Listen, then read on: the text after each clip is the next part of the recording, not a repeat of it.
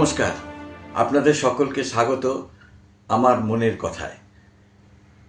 আজকে আপনাদের একটা প্রশ্ন করব। আপনারা কি ভূত দেখেছেন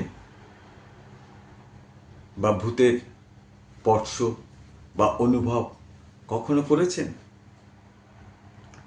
হয়তো আপনারা অনেকে বলবেন ভূত বলে কিছু নেই, আমিও তাই ভাবতাম।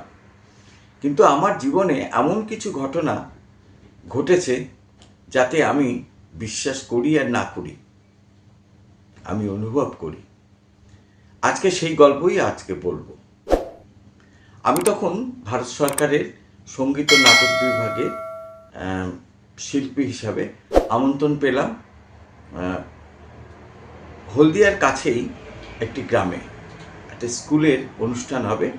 সেখানে মাইকেলকে নিয়ে অনুষ্ঠান করতে হবে এবং আমাদের সরকারি ডিপার্টমেন্টে আরেকটি ছিল সিনেমা দেখায়, তারাও আমাদের সাথে যাচ্ছে। তা আমি আমার সহকারী বিশ্বজিৎ আর মাইকেল তিনজনে মোটরসাইকেল নিয়ে আমরা রওনা দিলাম হলদিয়ার উদ্দেশ্যে।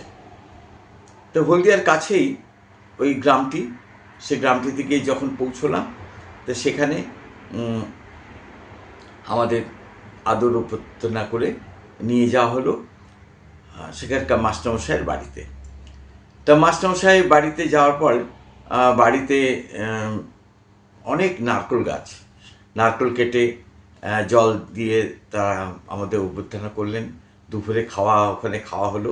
আর রাতে থাকার জন্য ওখানকার জমিদার বাড়িতে থাকার ব্যবস্থা আমাদের হলো। আমরা গ্রুপে 4 জন, একটা ঘরে আমাদের ফিল্ম ডিভিশনের লোক যারা আছেন 2 জন দাদা, তারা থাকবেন। আরেকটা ঘরে আমি আর বিশ্বজিৎ থাকবো। যাই হোক, সন্ধ্যেবেলা অনুষ্ঠান হলো। অনুষ্ঠান করার পর, খাওয়া দাওয়া করার পর আমরা ওই জমিদার বাড়িতে এলাম। বেশ সুন্দর, পরিপাটি, পরিষ্কার পরিচ্ছন্ন। 2টো ঘরেই বাল্ব জ্বলছে, প্রায় 1000 ওয়াটের বাল্ব জ্বলছে 2টো ঘরেতেই। তো আমাদের ঘরে একটা সুন্দর একটা বিছানা পাতা রয়েছে। তা আমরা খাওয়া দাওয়া যখন করে এসছি, একটু গল্প করে আমরা দুজনে শুয়ে পড়লাম।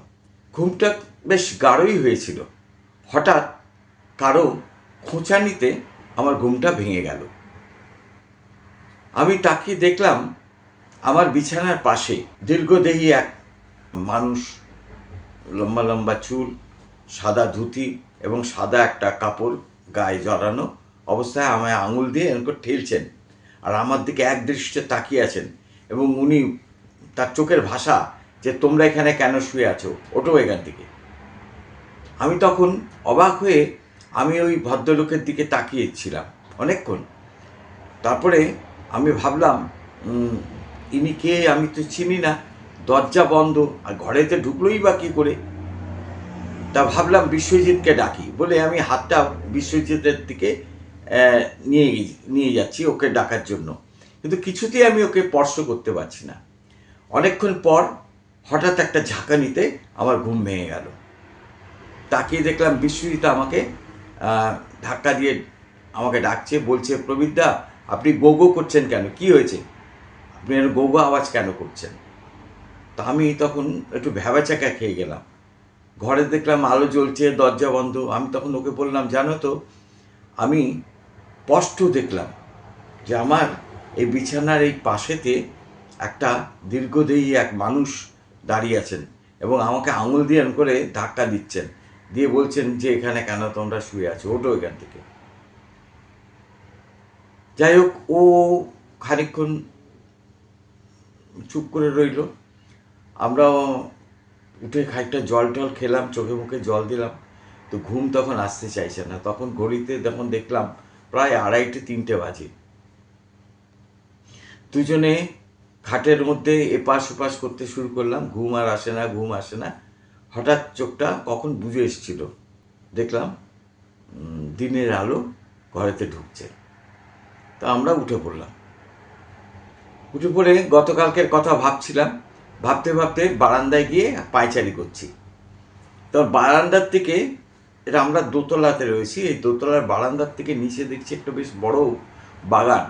আর সেখানে অনেক খেজুর গাছ আছে। সেই খেজুর গাছে একজন খেজুরের রস পাড়ছে। আমি তখন দেখে তাকে, ওই ভদ্রলোককে দেখে, মানে ওই লোকটিকে দেখে, আমি তখন ওই লোকটিকে দেখে বললাম, দাদা রস পাড়ছেন, খাওয়াবেন? লোকটি আমার দিকে মুচকে এসে বলল, একটা জায়গা নিয়ে আসেন, খাওয়াবো। আমি দৌড়ে ঘরে গেলাম। ঘরে গিয়ে বিশ্বজিৎকে বললাম, জানেন তো ওখানে রস পাড়ছে, চলো রস খাবো। তো ঘরে তো কোনো কিছু নেই, শুধু ছিল একটা জলের জগ। সেই জলের জগটা নিয়ে এসে জল ফেলে দিয়ে ওইটা নিয়ে ওনার কাছে গেলাম। উনি তখন কলসির থেকে রস ঢেলে দিলেন আমাদের জগেতে। দুজনে মিলে হাফ হাফ প্রাণপণে খেয়ে নিলাম। হেভি রস। আজ পর্যন্ত ওই রসের স্বাদ আমরা ভুলিনি। অনেকবারই অনেক জায়গায় রস খেয়েছি, কিন্তু ওই স্বাদ আর পাইনি। কেননা আমরা যে রস খাই সবটাই ভেজাল, জল মিশিয়ে বাতাসা দিয়ে দেয়, ওর জন্য ওই রস আর খেয়ে সেই স্বাদ নেই। যাই হোক, আমরা রস খেয়ে কী করলাম, ওই বাড়ির বাইরে বেরিয়ে এলাম। এসে পাশেই একটা পুকুর আছে, পুকুরের ওখানে ওই সিঁড়ি আছে, প্লাস বসার জায়গা আছে বাঁধানো। তা আমরা দুজনে ওখানে গিয়ে বসলাম। রোদটা বেশ কাঁচা রোদ এসে তখন পড়েছে ওই চেয়ারের ওপরে। তা আমরা বেশ বসে আছি। কিছুক্ষণ পরে দেখলাম আমার ভেতরে হাড়গুলো কাঁপতে শুরু করেছে। তারপর দাঁতও দেখলাম কাট কাট কাট কাট করে কাঁপছে। তখন দেখলাম প্রচণ্ড শীত করছে। তখন হাতগুলো একদম জড়ো করে ভয়ে কাঁপতে শুরু করেছি। আমি শুধু একা না, বিশ্বজিৎ তো কাঁপছে, দুজনেই কাঁপছি। আমাদের ঠিক পাশেই ওই পুকুর পাড়ে একজন বয়স্ক লোক দাঁড়িয়ে আমাদের দিকে দেখছিলেন আমাদের মজা। তখন উনি আমাদের সামনে জিজ্ঞেস করে এসে বললেন, কি হয়েছে, তোমরা এরকম কাঁপছো কেন? তা আমরা কথা বলতে পারছি না, করছি। বলছে, তোমরা কোথায় থাকো? তা আমি আঙুল দেখে ওই বাড়িটা দেখালাম যেখানে। তখন বলে, বুঝেছি, তোমরা কি খেজুর রস খেয়েছো? তা আমরা বললাম হ্যাঁ। বলে, রোদে দাঁড়িয়ে আছো বলে ওই সব হাড় কাঁপানি হচ্ছে, শিগগিরই রোদ থেকে সরো। তো রোদ্দুর থেকে ছায়াতে এলাম। কিছুক্ষণ পরে ওই হাড় কাঁপানি ছাড়লো। তা আমি বললাম, রাত্রে ভূতের ভয়, দিনের বেলা হাড় কাঁপানি, রসের হাড় কাঁপানি, এ তো মাঝ পাল্লায় পড়লাম। তাই যাই হোক, তখন আমি কৌতূহলবশত ভদ্রলোককে জিজ্ঞেস করলাম, আপনি কোথায় থাকেন? উনি বললেন, এই গ্রামেই আমি থাকি। আমি বললাম, কোথায়? উনি দেখালেন ওই পুকুর পাড়ের পাশেই একটা বাড়ি দেখালেন, ওই বাড়িটাতে উনি থাকেন। তা আমি বললাম যে, আমাকে জিজ্ঞেস করলেন যে তোমরা কোথার থেকে এসেছো? তা আমি বললাম যে এরকম ব্যাপার, আমরা অনুষ্ঠান করতে এসেছি, মাস্টারমশাই আমাদের এনেছেন, এখানে আমরা রয়েছি। তখন আমি বললাম, আচ্ছা এই বাড়িটা কাদের? বললো, এটা হচ্ছে তমলুকের জমিদার, ওনাদের বাড়ি। আমি বললাম, তমলুকের জমিদার? তমলুক তো অনেক দূরে।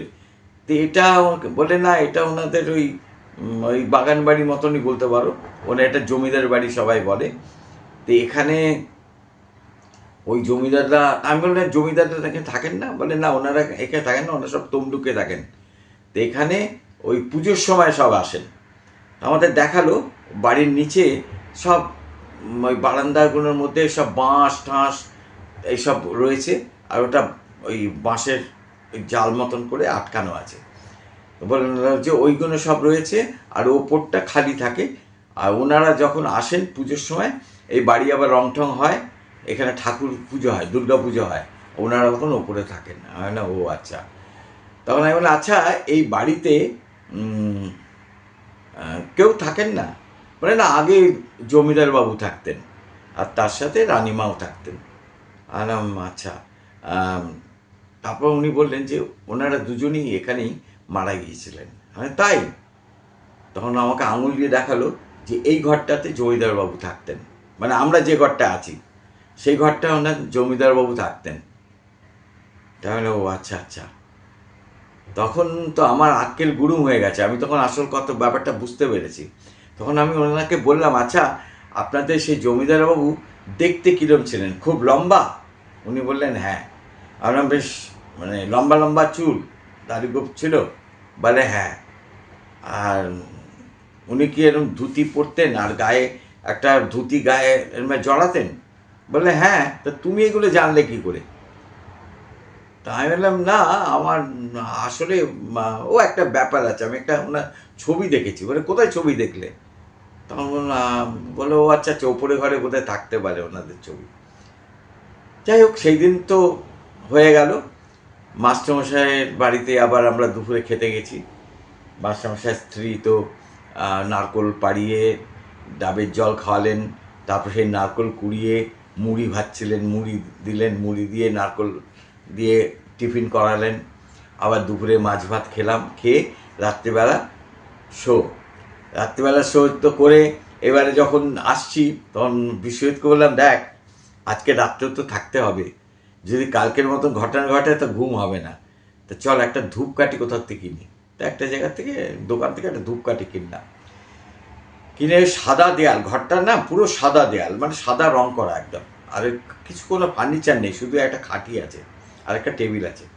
তো ওই টেবিলের ওপরে আমি কি করলাম, একটা কাঠি দিয়ে, কাঠি না পেন্সিল যাই হোক একটা দিয়ে দেয়ালের মধ্যে কালী ঠাকুরের একটা মুখ আঁকলাম। আর তারপরে ধূপকাঠিটা জ্বালিয়ে সেখানে আরতি ভারতি করে প্রণাম করে বললাম যে আজকের দিনটা আমাদের থাকতে দিন, আমরা তো কালকে চলে যাব, আমরা আজকে আপনাদের অতিথি, আর আপনি তো আমাদের দাদা ঠাকুর, তা আমাদের, আপনাদের তো আমরা নাতি, আমরা আজকে রাত্রিটা কাটিয়ে কালকে আমরা চলে যাব বলে নমস্কার করে যাক বিছানায় বসে, তা আমরা দুজনে চুপ করে আছি। বিশ্বজিৎ আমার মুখের দিকে তাকাচ্ছে, তা আমাকে বলছে যে শুয়ে পড়ুন, কিছু হবে না। আমি বলে হ্যাঁ, কি মনে হচ্ছে কিছু হবে না। তা দুজনে শুয়ে পড়েছি, সত্যি সত্যি কিছু হয়নি।